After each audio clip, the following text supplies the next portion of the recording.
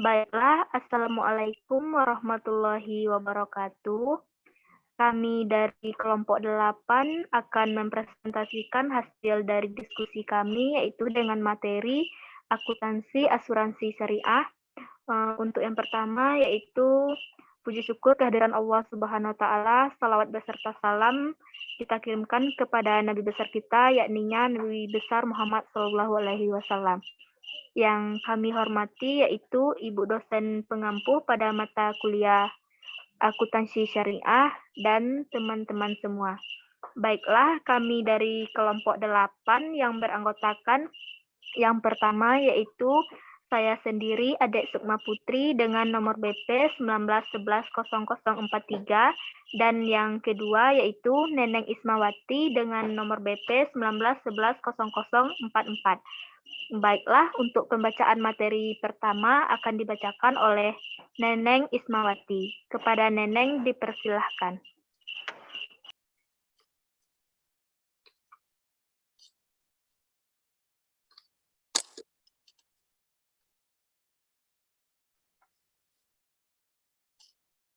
Baiklah, di sini ada sub-sub pembahasan. Yang pertama, definisi asuransi. Yang kedua, skema mekanisme asuransi syariah. Yang ketiga, akad dalam mekanisme asuransi syariah. Yang keempat, prinsip asuransi syariah. Kelima, pengakuan dan pengukuran. Keenam, penyajian. Dan ketujuh, pengungkapan. Baiklah, materi pertama yaitu mengenai definisi asuransi. Yang pertama, menurut Undang-Undang Nomor 2 Tahun 1992, bahwa asuransi merupakan perjanjian antara dua pihak atau lebih, di mana pihak penanggung mengikatkan diri kepada tertanggung dengan menerima premi asuransi untuk memberikan penggantian kepada tertanggung karena kerugian, kerusakan, atau kehilangan keuntungan yang diharapkan, atau tanggung jawab hukum pihak ketiga yang mungkin akan diderita tertanggung yang timbul dari suatu peristiwa yang tidak pasti atau memberikan suatu pembayaran yang didasarkan atas meninggal atau hidupnya seseorang yang dipertanggungkan. Yang kedua, menurut Fatwa DSN MUI nomor 21/DSN/MUI/10/2001 bahwa asuransi syariah adalah usaha saling melindungi dan tolong-menolong di antara sejumlah orang atau pihak melalui investasi dalam bentuk aset atau tabaruk yang memberikan pola pengembalian untuk menghadapi risiko tertentu menggunakan akad yang sesuai dengan syariah. Dan yang ketiga, menurut PSAK 108, bahwa asuransi syariah adalah sistem menyeluruh yang pesertanya mendonasikan atau mentabarukkan sebagian atau seluruh kontribusinya yang digunakan untuk pembayaran klaim atas risiko tertentu akibat musibah pada jiwa, badan, atau benda yang dialami oleh peserta yang berhak. Materi selanjutnya yaitu mengenai skema asuransi syariah.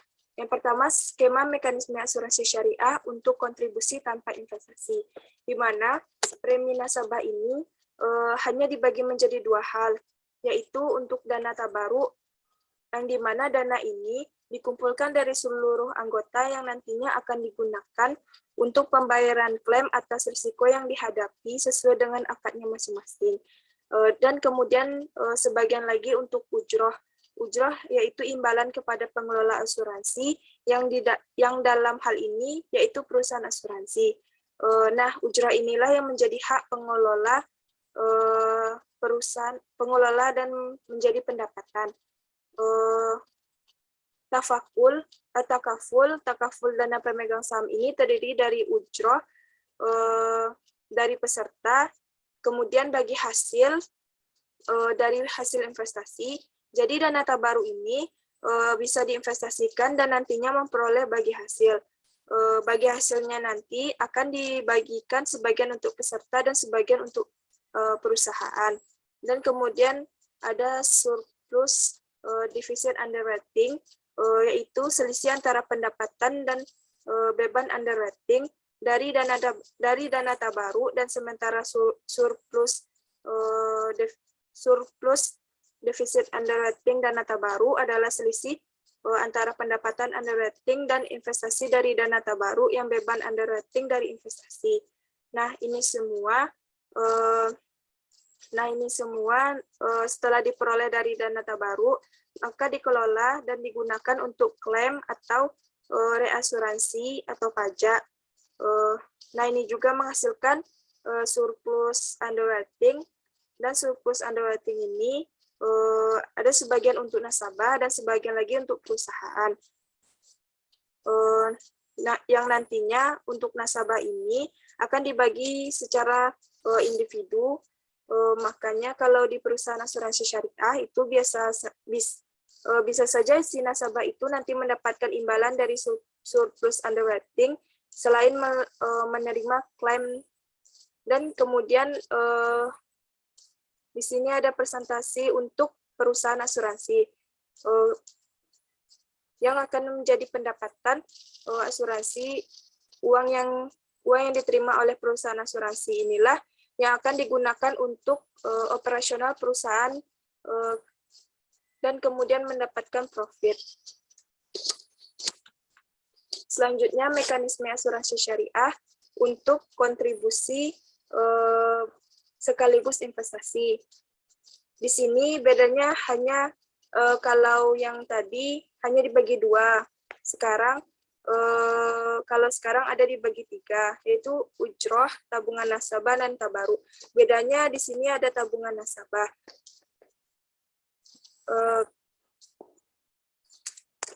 Dan tabungan nasabah ini sangat bisa sekali memungkinkan untuk diinvestasikannya dengan lebih leluasa oleh pihak asuransi. Dan ini biasanya akadnya menggunakan akad mudharabah. Nah, kemudian dari tabungan inilah yang memunculkan hasil investasi selain memang dana tabaruk itu sendiri. Bisa diinvestasikan, tapi juga ada yang khusus memang untuk ditujukan investasi dan memang akan dikembalikan hasil investasinya kepada nasabah. Jadi sangat terjadi perbedaan yang signifikan. Kalau di perusahaan asuransi pada umumnya yang bukan syariah, itu pendapatan dari nasabah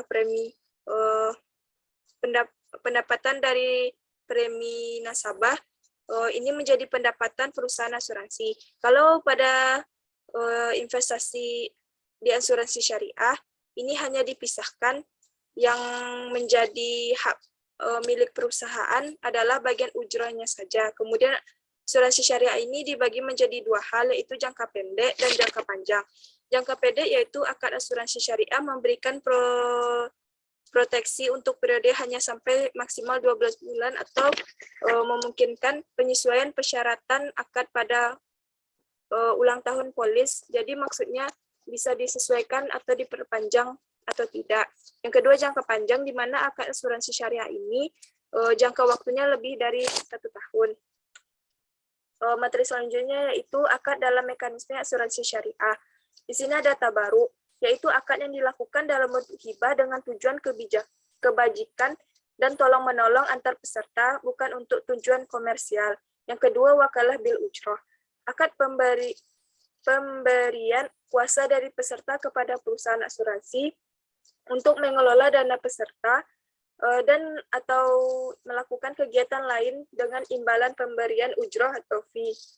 Yang ketiga, mudharabah atau mudharabah mustarakah. Akad yang digunakan ketika peserta berhubungan dengan perusahaan asuransi dalam hal pengelola dana investasi. Materi selanjutnya yaitu prinsip asuransi syariah. Yang pertama, tauhid, maksudnya niat dalam memiliki asuransi bukanlah sekedar meraih keuntungan, tetapi turut serta dalam menerapkan prinsip syariah yang lebih mengedepankan tolong-menolong. Yang kedua, keadilan, artinya semua pihak termasuk peserta dan penyedia asuransi mendapatkan hak dan kewajibannya secara adil, sehingga tidak ada pihak yang merasa rugi dan terzolimi. Yang ketiga, ta'awun atau tolong-menolong. Dalam produk asuransi syariah, setiap peserta bergabung dengan tujuan tolong-menolong. Cara kerjanya, iuran yang disetorkan bisa sewaktu-waktu dipakai untuk membantu peserta lain yang terkena musibah. Konsep ini digunakan adalah risk sharing. Yang keempat, kerjasama, yaitu kesepakatan antara peserta dan perusahaan asuransi adalah bentuk kerjasama yang disepakati melalui akad yang adil dan bertanggung jawab. Yang kelima, amanah. Dalam artian perusahaan harus mengelola dana nasabah secara baik, sementara nasabah juga harus mengajukan klaim secara jujur. Yang keenam, al-ridho atau kerelaan. Artinya nasabah ridho supaya uangnya dikelola oleh perusahaan dan disalurkan kepada nasabah lain yang terkena musibah. Yang ketujuh, larangan riba. Konsep syariah melarang adanya riba sehingga dana yang dikelola oleh perusahaan tidak bisa diinvestasikan pada bisnis yang tidak sesuai dengan prinsip syariah. Yang kedelapan, larangan maisir atau judi. Unsur judi adalah di mana salah satu pihak untung dan yang lain rugi. Hal ini bisa kita lihat pada kerjasama polis konvensional di mana pembatalan polis akan membuat premi yang sudah dibayarkan hangus, berbeda dengan asuransi syariah, yang jika nasabah membatalkan polis, uang iuran tetap bisa dikembalikan. Yang kesembilan, larangan gharar atau ketidakpastian, yaitu gharar dimaksud mengandung ketidakpastian dalam perjanjian. Sementara itu, asuransi syariah menerapkan kontrak yang sejelas-jelasnya dalam polis mengenai cara kerjanya. Dan yang ke-10, larangan riswah atau suap, yaitu baik nasabah maupun perusahaan harus menjauhi kegiatan suap menyuap karena melanggar aturan syariah. Selanjutnya, pengakuan dan pengukuran. Entitas pengelola perusahaan asuransi menerima kontribusi peserta sebesar 1 juta per bulan. Jika jumlah dalam jumlah kontribusi disepakati 30% sebagai ujroh dan 70% sebagai dana tabaru, maka jurnal yang dibuat entitas pengelola yaitu kas didebit sebanyak 1 juta, pendapatan dana tabaru dikredit sebesar 700.000, pendapatan ujroh dikredit sebesar 300.000. Dan jika jumlah dalam kontribusi disepakati 20% sebagai ujroh, 50% sebagai dana tabaru, dan 30% untuk investasi mudharabah, maka jurnal yang dibuat entitas pengelola yaitu kas didebit sebesar 1 juta, pendapatan dana tabaru dikredit sebesar 500.000, pendapatan ujroh dikredit sebesar 200.000, dan dana investasi mudharabah dikredit sebesar 300.000. Dana investasi mudharabah disajikan dalam dana syirkah temporer pada laporan posisi keuangan, dan pendapatan dana tabaru dilaporkan pada laporan laba rugi. Materi selanjutnya saya kembalikan kepada moderator.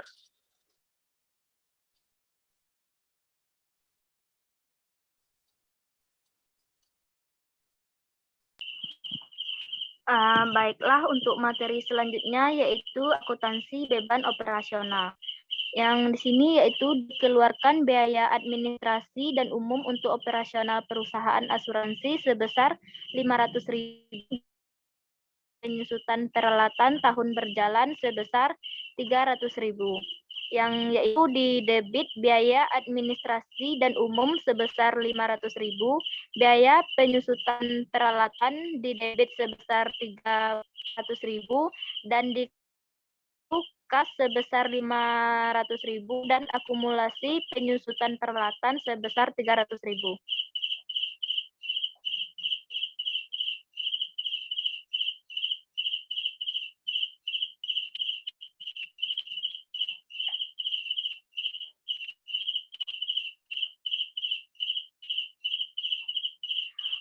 Dan untuk yang selanjutnya yaitu akuntansi investasi. Pengakuan dan pengukuran atas mekanisme asuransi syariah yang terdapat investasi dalam komponen kontribusi peserta mengikuti ketentuan EK sesuai akad investasi. Yang pertama yaitu mudharabah musyarakah, dan wakalah. Jadi inilah merujuk ke standar akuntansi terkait.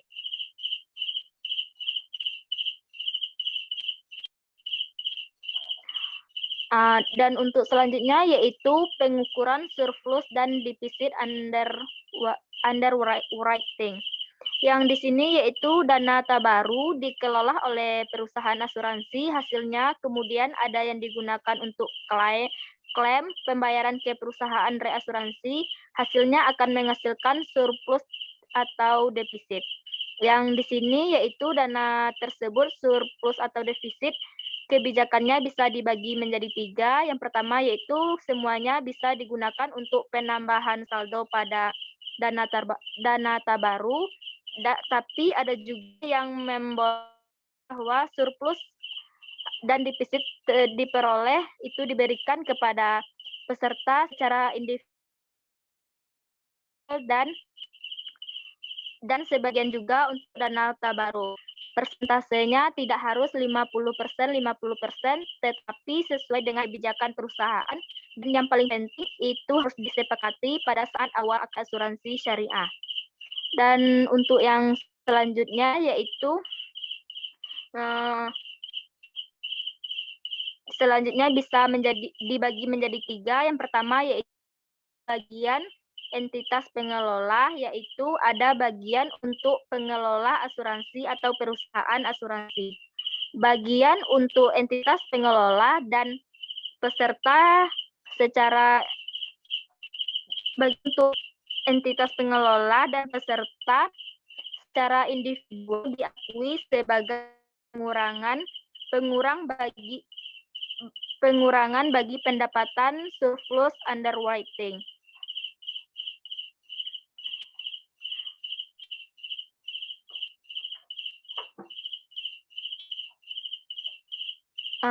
Untuk selanjutnya yaitu ketentuan lain, pengakuan, dan pengukuran. Ketika dana tabaru mengalami kekurangan kas, maka entitas pengelola yang bertanggung jawab untuk menutupi dengan memberikan pinjaman KAR. Penyisihan teknis yang harus dilakukan yaitu yang pertama adalah kontribusi yang belum menjadi hak, yaitu jumlah penyisihan untuk memenuhi estimasi klaim yang timbul pada periode mendatang. Ini digunakan untuk asuransi jangka pendek. Dan untuk pengukurannya yaitu kontribusi yang belum menjadi hak tersebut dihitung secara individual dari setiap ketanggungan dan besarnya penyisihan ditetapkan secara proporsional dengan jumlah proteksi yang diberikan. Dan untuk yang selanjutnya yaitu penyisihan manfaat polis masa depan, yaitu jumlah penyisihan untuk memenuhi estimasi klaim dan untuk akad asuransi, dan ini digunakan untuk akad asuransi. Dan untuk pengukurannya yaitu ada pertimbangan imbal hasil dari dana itu karena untuk asuransi jangka panjang. Penyisihan selanjutnya yaitu klaim yang masih dalam proses, yaitu jumlah penyisihan atas estimasi klaim yang telah terjadi dan telah dilaporkan sampai dengan akhir pada periode jalan yang akan dibayarkan pada periode mendatang. Penyisihan ini digunakan untuk asuransi jangka pendek dan jangka panjang. Dan untuk pengukurannya yaitu sebesar estimasi jumlah klaim yang masih dalam proses oleh entitas pengelola. Jumlah perkiraan tersebut harus mencukupi untuk sampai akhir periode pelaporan. Dan untuk yang terakhir yaitu klaim yang terjadi tapi belum dilaporkan, yaitu adalah jumlah klaim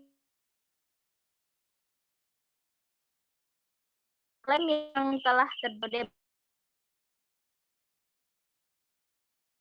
asuransi jangka pendek sebesar estimasi jumlah klaim yang akan dibayarkan pada tanggal pelaporan berdasarkan pada pengalaman masa lalu terkait klaim paling kini yang dilaporkan.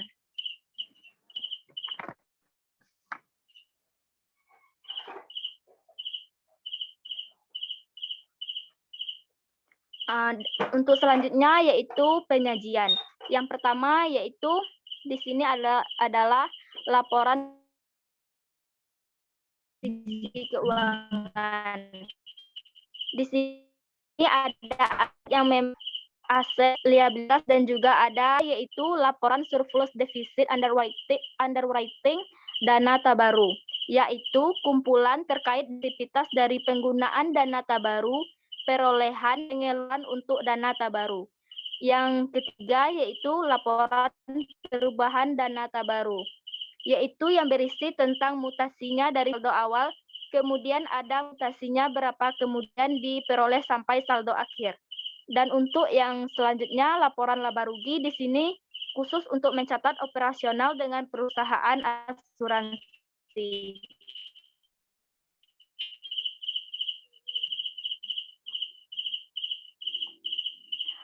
materi selanjutnya yaitu pengungkapan informasi tentang kontribusi peserta. Yang pertama, kebijakan atas kontribusi yang diterima dan perubahannya. Selanjutnya isinya. Yang kedua yaitu piutang kontribusi dan peserta, asuransi dan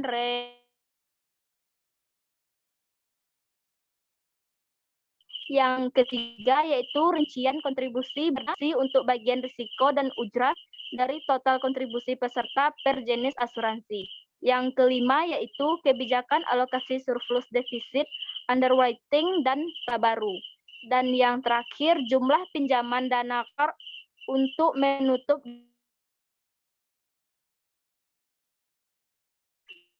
defisit.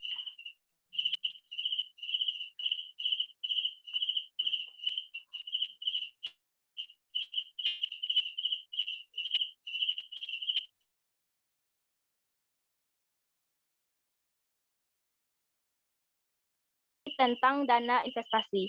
Yang kebijakan akuntansi untuk pengelolaan jumlah dana investasi berdasarkan akad yang digunakan dalam pengumpulan dan pengelolaan dana investasi. Yang selanjutnya yaitu pengungkapan informasi tentang penyisihan teknis. Yang pertama adalah jenis penyisihan teknis, yaitu saldo awal, jumlah mutasi selama periode berjalan, dan saldo akhir. Yang kedua,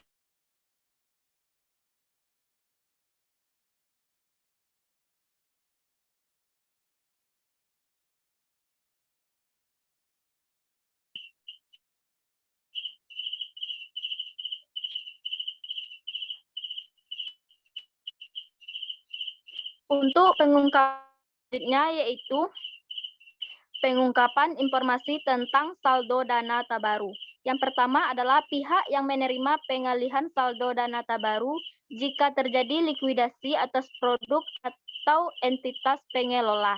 Yang kedua, jumlah yang dijadikan sebagai dasar penentuan alokasi surplus underwriting. Yang pengungkapan informasi tentang hal lain di sini yaitu rincian aset dari dana tabaru, dana investasi, dan entitas pengelola. Baiklah, sekian materi dari kelompok kami. Kami mengucapkan terima kasih.